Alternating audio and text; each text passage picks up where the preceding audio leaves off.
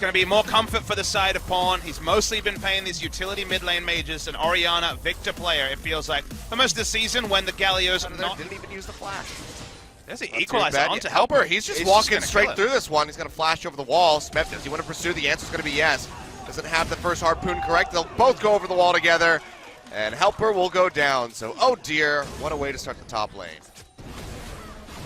Meantime, here in the mid lane, Accepted. Go ahead, be chasing forward, has that ghost pop, trying to find Pawn. Good volley, ripping through him, seismic shove comes through, knocks him in. Cocoon not going to connect, but Pawn still goes down, and Septon finds the kill. Yeah, just as the pick here onto Pawn, the Weaver's Wall is available. They will toss this one out. Pawn, can he get himself out of here? Will get knocked in, seismic shove, catches him.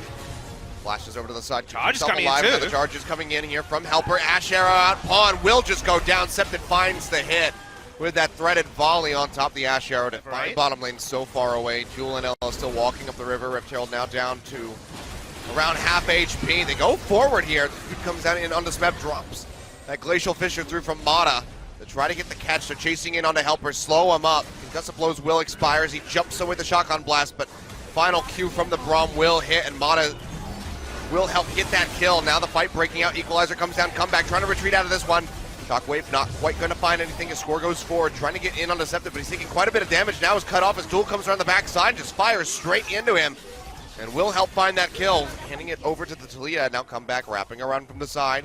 Does he have another Cocoon to offer up here? It's going to be bumped to the other side of the wall, but Septon arriving on the Weaver's Wall will pick up another one as Zaya goes down. They follow up in onto Pawn. Comeback, finding the shot, and Mata dead to rights. One more shot from Duel will do it. There we go. The ace completed. Ever8. So nicely done there by Deft. So. There's a little mistake there from Ever8, as we'll talk about in a second. Here we go. Weaver's Wall and the charge coming through. Smeb going to get locked on. Does not have a flash. Seismic shove that just take him even further away from the turret. He's going to go down. Septed, maintaining that 100% record. So it's a lower initiation comp, again, from KT. Amazing how many things come together to make it very different from Summer KT. Ella very far forward. The Shockwave will come through, and he's going to go down as Deft claims the kill.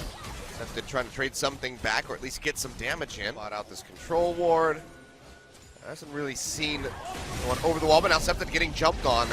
Banshee's Veil will get cleansed out. He's going low, and that should be the kill. Little more damage off that Flame Spitter does take him down. Smeb finds it. Mobsters.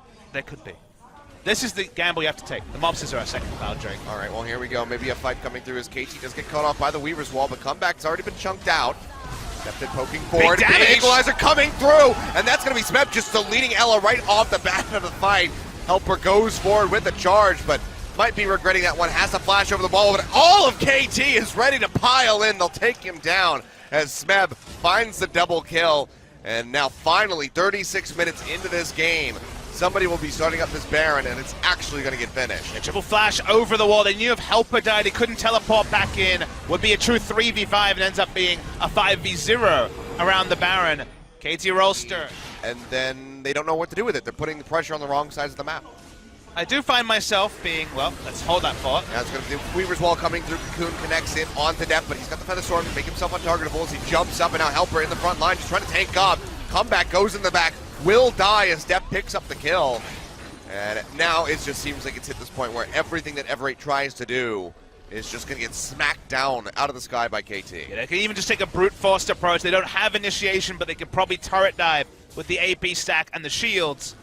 Also, the ult's being down, though, will slow things down. Smeb connects in onto Smeb, but now he slows him up with the harpoon, and now Septon is the one in danger. He's going to die at the end. Smeb finds the kill. And, oh dear, oh my, Ever8 being strangled out of this game in the spring split. Why were they suffering so much? Was it a too many cook situation when it came down to shot calling? So, definitely is a very realistic issue. Deft here does get jumped on. Now the charge is coming through as he tries to kite back, and the Weaver's Wall is there to cut him off on the left side.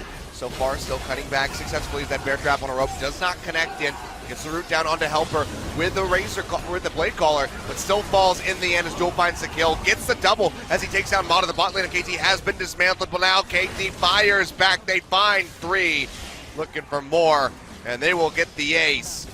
13-10 now on the board. 6,000 gold, about to be in the lead, and maybe even just the end of the game. Yeah, it should be the end of the game here. Everything used by Ever8 to chase down Deft, but it ended up being used on Mata. Such is the way of the charge.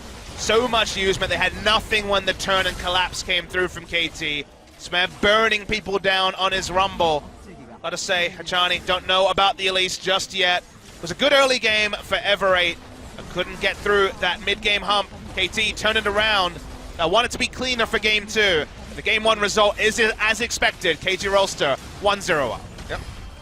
Well, they get it in the end, as you say, but certainly are going to be looking to improve. This is still, despite the win, one of those games where you have quite the long VOD review. 40 minutes is what they were taken to by Ever8, which you would not expect given the rankings here, 3rd versus 8th place. Yeah, you play like that against SKT and you lose, KT Rolster. So if you're looking for a performance against weaker opposition that you can feel good about, Game 1 was not that for KT Rolster.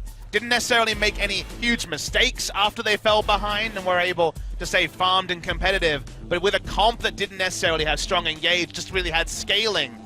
In the end, Ever8 made mistakes. The scaling was observed by KT. They won the game, but they'll be hoping that Game 2 can be the proactive KT that makes good decisions in the mid and early game that we saw earlier this season that will be able to hold a candle to SKT next week. We'll see what happens.